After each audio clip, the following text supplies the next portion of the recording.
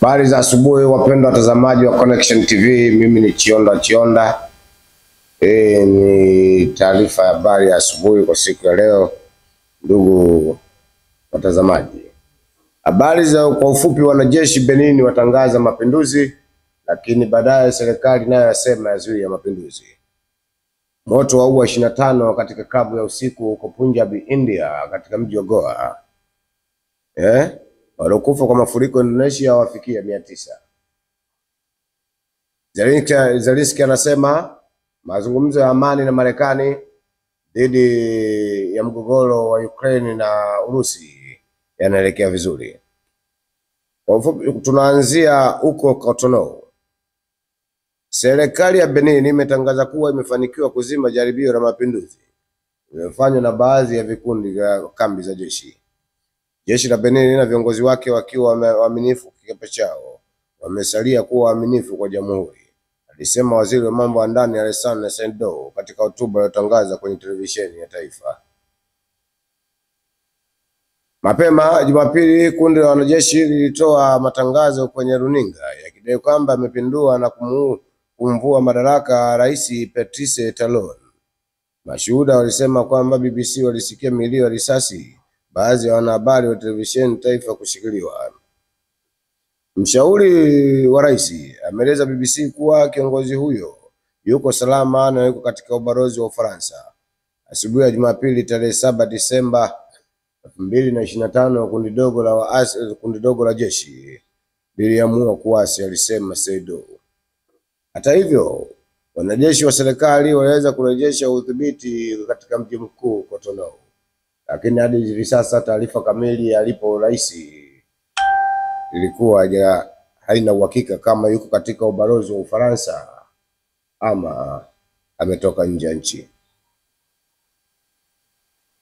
Jeshi linasema limezuia mapinduzi, huku viongozi wa ECOWAS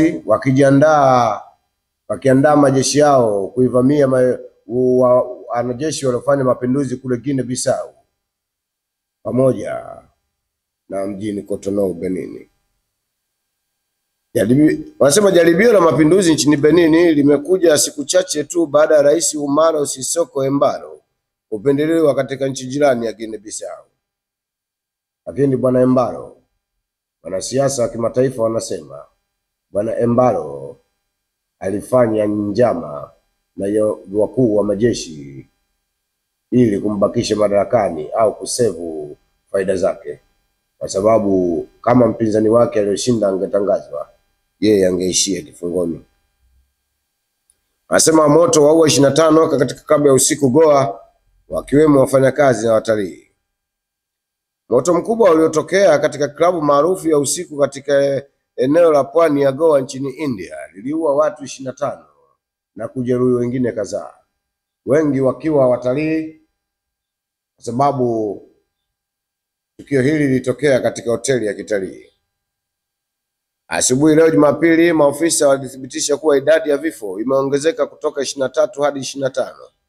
Mashuhuda walisimulia hali ya taharuki katika eneo hilo lenye shughuli nyingi za burudani za usiku. Mkuu wa polisi wa Goa, Alan Kumal, alisema moto ulikuwa umekolea zaidi katika eneo la jikoni lililopo ghorofa ya chini.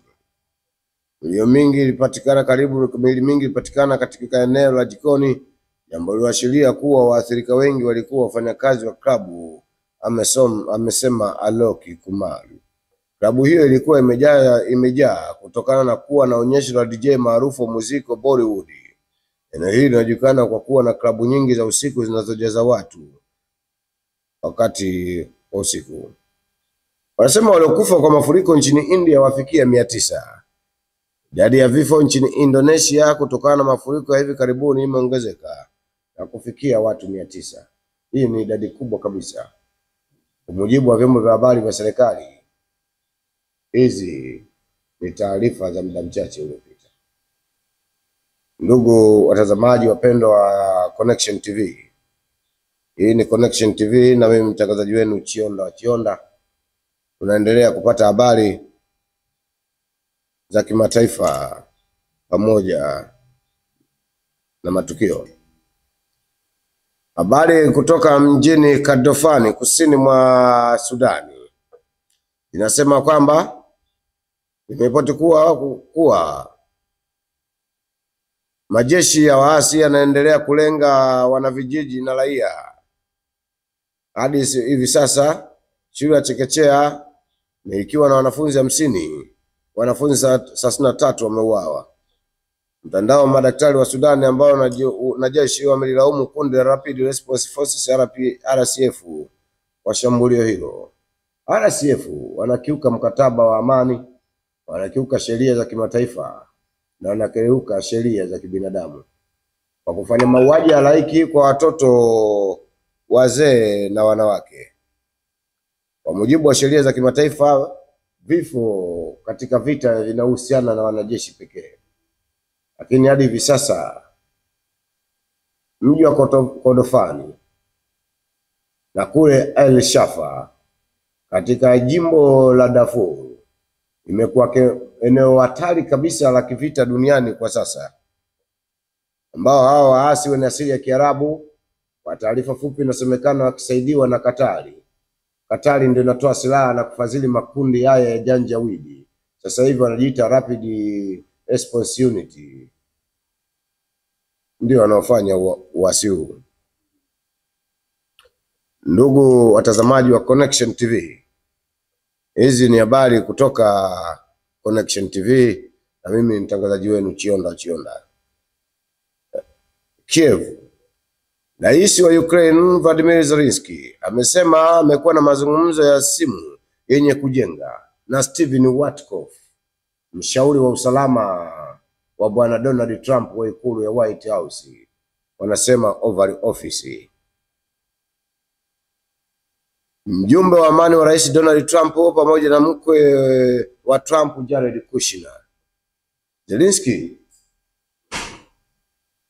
alisema wajadili namna ya kuhakikisha Urusi inazingatia makubaliano yote ya amani dhidi ya Urusi. Ndugu wapenzi watazamaji wa Connection TV, hizi ni habari za dunia na matukio ya ulimwengu, na mimi mtangazaji wenu nilikuwa Chionda. Karibuni sana, share, comment, pate kusonga mbele. Karibuni sana.